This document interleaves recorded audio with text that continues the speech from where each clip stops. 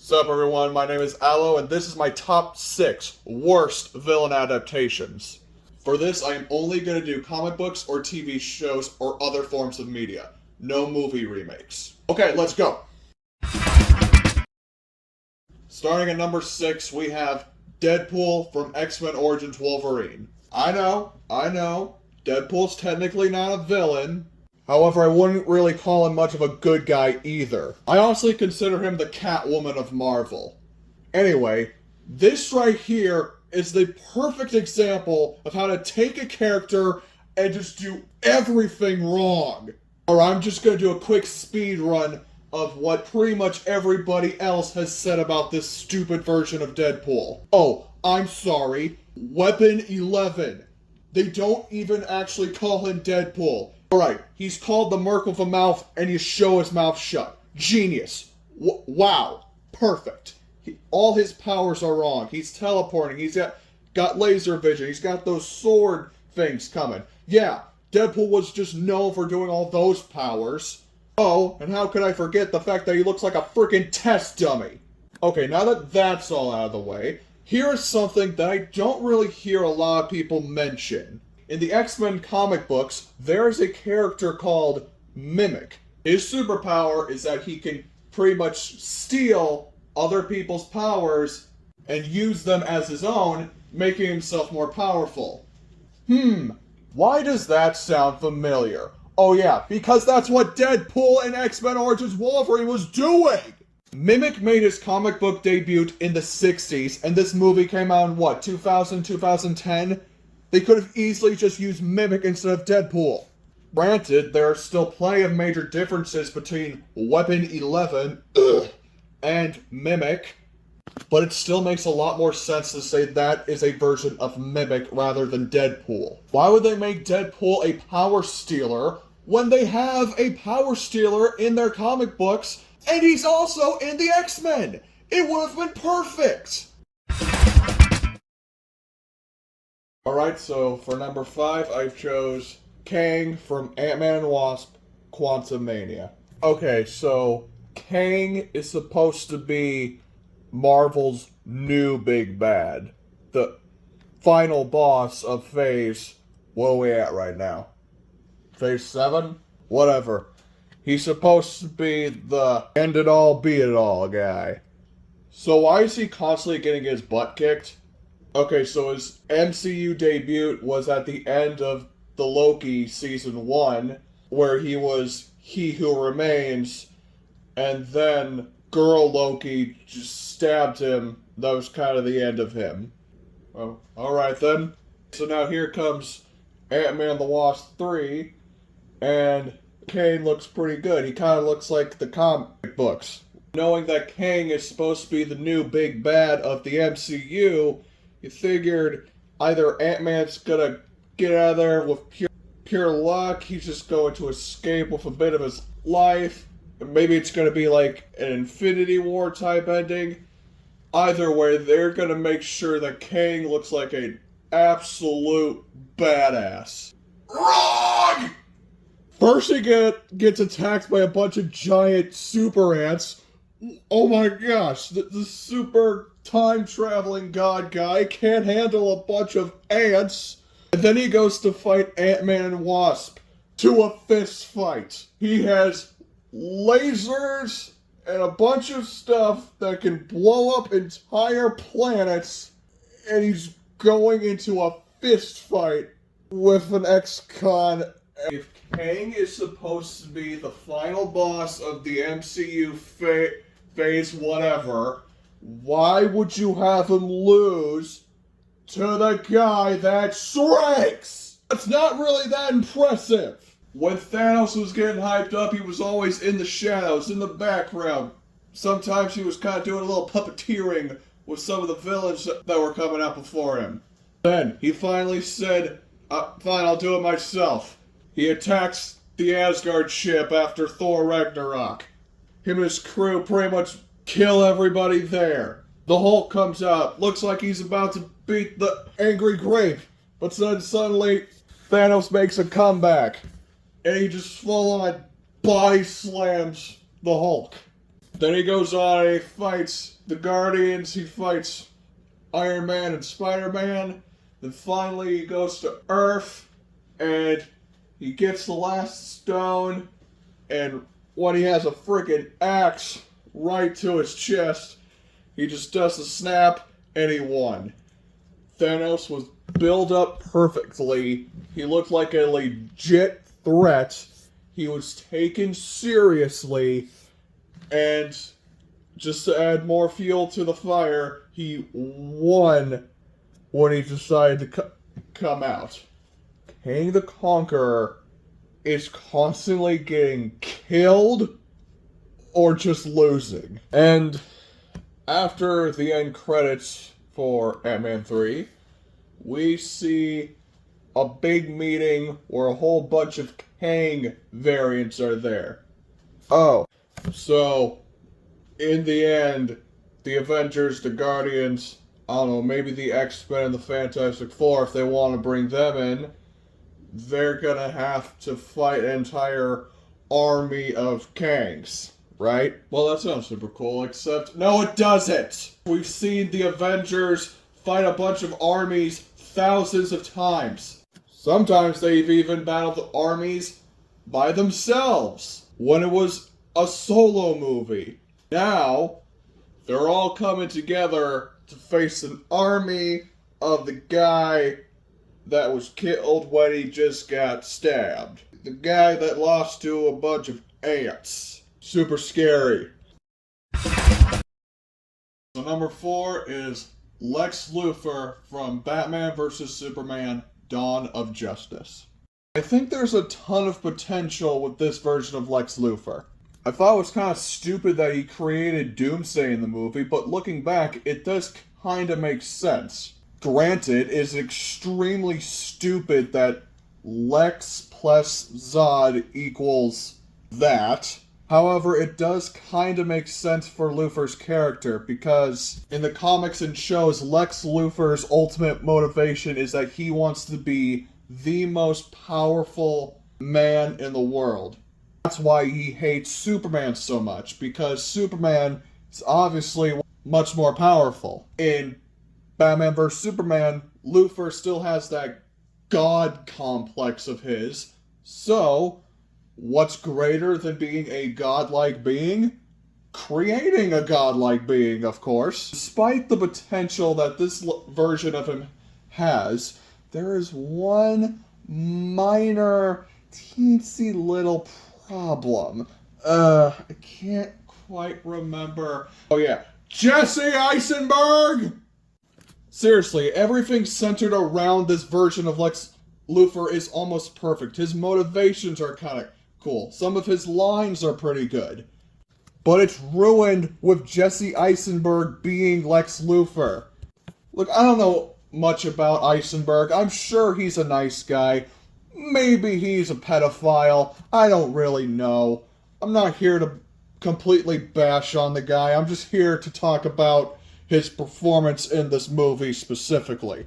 And I'm sorry, but he does not look or act like Lex Luthor. He's so bouncy, and he constantly acts like he's what happens when Jim Carrey's Riddler loves Jared Leto Joker just too much.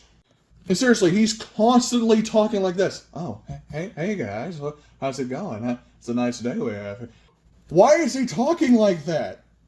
I'm gonna list off actors that would have made a great Lex Luthor. Giancarlo Esposito, Leonardo DiCaprio, Alec Baldwin, Bryan Cranston, Joaquin Phoenix. Just for bonus points, Clancy Brown. Put him in a bald cap or something, he'd probably be perfect too.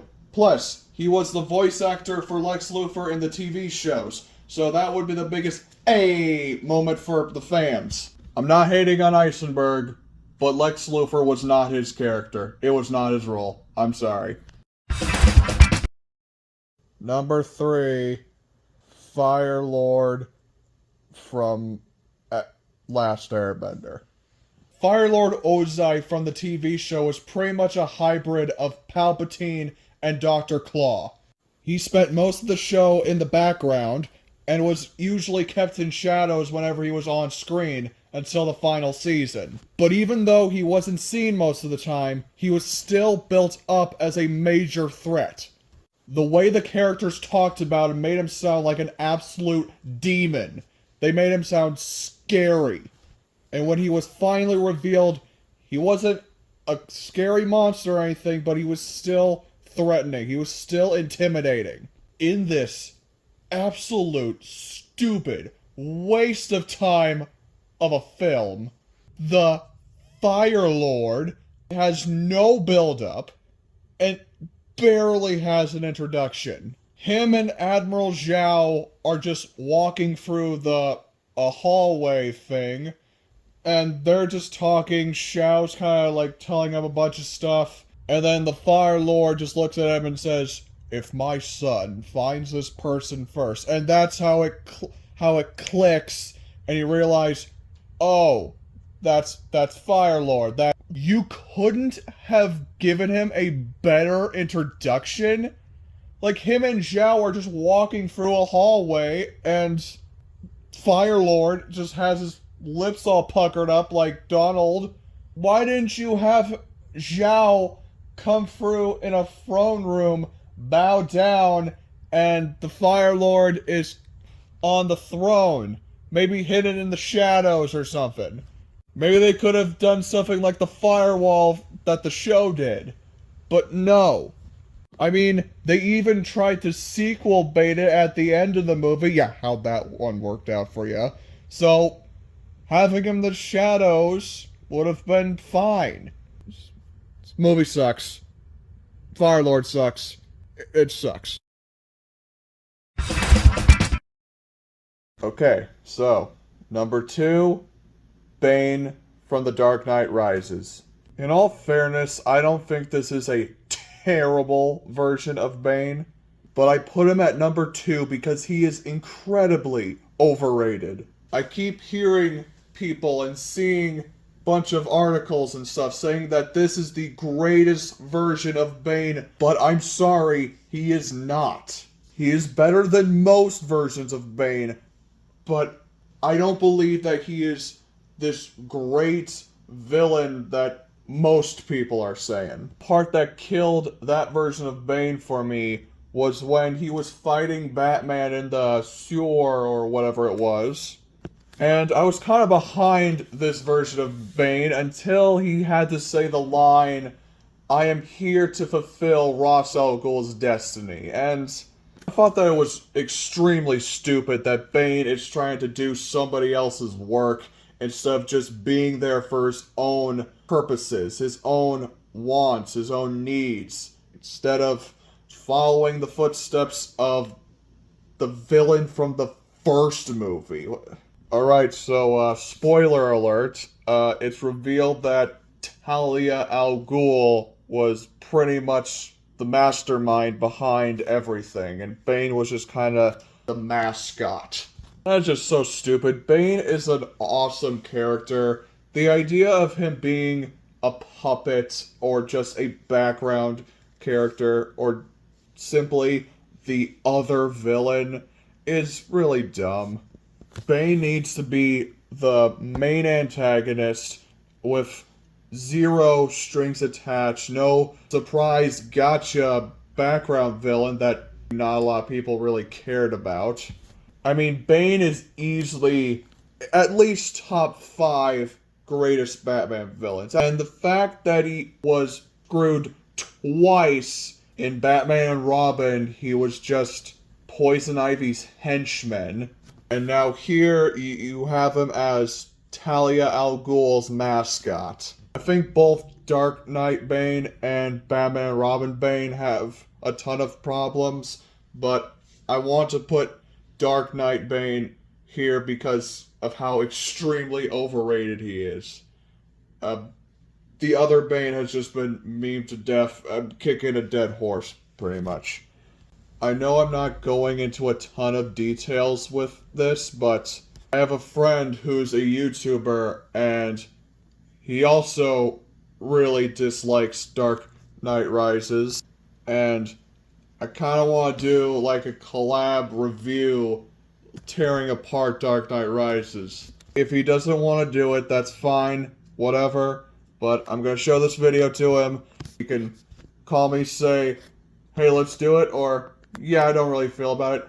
Either way, I would like to do that, but anyway, yeah, I hate the fact that Bane is still a puppet. He's nothing but a puppet. Last but not, actually, very least, Megatron from Transformers, Transformers Revenge of the Fallen, Transformers Dark of the Moon, Transformers Age of Extinction, Transformers The Last Knight. That's a lot of movies. The reason I put Megatron at number 1 is because he has all the major problems that the other villains in the list had. I said it was stupid to say that Weapon 11 was Deadpool when they have Mimic in the comics, remember? Age of Extinction, the evil company is using the Decepticon and Autobots' broken parts to create robots, and they're using Megatron's severed head to try to create Galvatron, who is supposed to look like Optimus Prime. And the CEO, whatever he's supposed to be, he's like, why does he keep looking like Megatron? He's supposed to look like Optimus. Gee, I don't know. Maybe it's because you're using Megatron's head to try to create him. Also, why is he called Galvatron? Like, they named him Galvatron. If he's supposed to be an Optimus clone, why is he called Galvatron? Anyway, they could have just used Nemesis Prime, an evil clone of Optimus. They could have just done that. Kang. I said that it was stupid, that he's supposed to be this ultimate bad guy, but constantly gets his butt kicked. Well, guess what? Megatron has been kicked around a lot in these movies. In the first movie, he was killed when Sam held the Allspark and it like burned his chest. Yeah, after he was wrecking Optimus, Sam just comes up, holds up the Allspark, and that kills him. The third movie, he dies to an already tired and wounded Optimus Prime, who was also missing an arm. For Lex Luthor, I said that the actor that played him was just not right for the role. And I gotta be real, I think Hugo Weaving actually did a really good job. But I feel like there was so much more potential. I also said that Lex Luthor actually had some pretty good lines, and so does Megatron. Megatron has a lot of pretty cool classic villain one-liners. And yeah, Hugo Weaving has a really good deep voice, but that's all he does. All he does is this, I'm a monster. There's no command but mine. I think if you combined Hugo Weaving's deep voice with kinda that toned, cool attitude he had with the agent from The Matrix, might have a really cool Megatron.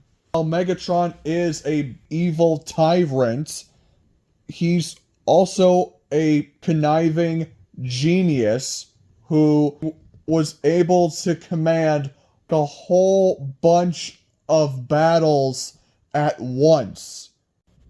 Firelord Ozai, I said that he barely had an introduction. Megatron's introduction in the movie was he crash landed on Earth looking for the Allspark. Captain Witwicky found him, and then I guess Megatron imprinted the map to where the Allspark was, and it went onto his glasses. I have no idea. Yeah, okay, it's not the worst introduction of all time, but it's still really dumb when you think about it. Why was Megatron looking for the Allspark alone? I mean, we're talking about, like, the most important artifact of the entire Cybertronians. Why didn't Megatron have, like, an entire search party? Or at least just send one of his goons down to Earth to fetch it for him? I'm pretty sure the Decepticons needed their leader with them to help the war. Speaking of, why did the Decepticons wait so long to go to Earth, get their leader out of the popsicle, and get the Allspark? I talked about Bane. I disliked the fact that Bane was simply just a puppet. Transformers 2, Megatron comes back to life. He goes to Saturn. He meets up with Starscream. Megatron kicks him and chokes him and says, "Even in death, there is no command but mine." Alright, Megatron is back! Fallen, my master. I failed you. What? There's a higher power? That makes no sense. There is a leader of the leader. Megatron is just second in command, and the Fallen is actually the top Decepticon. And that just raises the biggest question: why do the Decepticons need Megatron if they have a higher ranked con? It would make sense if that was their leader, if they see Megatron as a god. But they all obviously know that the Fallen is more powerful. What's the point of Megatron? At the end of 2, Megatron retreats after Optimus kills the Fallen. In the third movie, he's pretty much a wreck. I think they're trying to go for a wounded war veteran type thing for him, I guess. And while he's not a puppet, he's still the secondary villain, with Sentinel Prime being the main antagonist of that movie. Oh god, this scene. Megatron and Sentinel are on top of a building talking to each other, and Megatron tells him, "This is the victory I promised you so many years ago, where we rebuild Cybertron together." And then Sentinel says, "I am willing to work with you so that our planet will survive, but I will never work for you." And meanwhile, he's grabs Megatron by the head, really pushing him, kind of like showing who's boss. There are 2 reasons this makes 0 sense. Okay, 1, Megatron was never implying that Sentinel would be his servant, so Sentinel being all, "Be one of your cons," he was never saying that. He never said that. He said that you guys would rebuild Cybertron together. 2, why is Megatron just letting him do that? Why are the Decepticons just letting it happen? I mean, they went through great lengths to get Megatron out of the ice in the first one. They rose him back from the dead in the second one. Now they're just gonna be like, kind of was just second banana to the Fallen, so who really cares? And then Carly finds Megatron, tells Megatron to grow some balls, which, according to the second movie, apparently they have, and take back your power. And Megatron needed a pep talk from what he views as a pathetic insect to kind of... Megatron absolutely tears Sentinel apart, but then Optimus, as I said before, he kills him even though he's exhausted, already wounded, and is missing an arm. After all that, what did Megatron actually do in any of the movies? First one, he's in the block of ice the entire time, gets free. I mean, he rips Jazz in half, but Jazz's death really doesn't do anything. Honestly, you could have just cut it out. And in 2, he actually kills Optimus Prime, but then Optimus came back to life, so that's kind of... But right before Optimus comes back to life, he kills Sam! Yes! He killed Sam! Praise Lord Megatron! Oh, but he came back to life. He can't even kill a freaking human! And in Dark of the Moon, with the exception of saving Optimus, he pretty much does absolutely nothing in that movie. Literally, he does absolutely nothing. And at the Age of Extinction, he's reborn, I guess, as Galvatron, and he has one fight with Optimus, and then I guess, the spirit of Megatron gains control of Galvatron, and he, like, takes control of all the other drones, or whatever they're supposed to be called. He sends out all his goons, his new goons, I should say, to find the seed, which is like a big bomb, and that's it. He does absolutely nothing. He doesn't fight the Autobots again, I guess he just watches them. There's one part where Galvatron is kind of running away. It's like, they're ruining everything! Well, maybe you should freaking do something! 5. He is once again a puppet, this time to Quintessa, who I guess is the real creator of the Cybertronians, even though I thought they said that the Allspark was what created them. But yeah, Megatron is... he either does absolutely nothing, or he's just the secondary villain, or he's just a full-on puppet. Megatron's whole thing is that he is commanded by nobody. Him and the other Decepticons were pretty much slaves, or the Megatron started the rebellion, and yeah, his whole thing is that he doesn't take orders from anybody. But yeah, Megatron from the Transformers movies is the worst adapted villain of all time.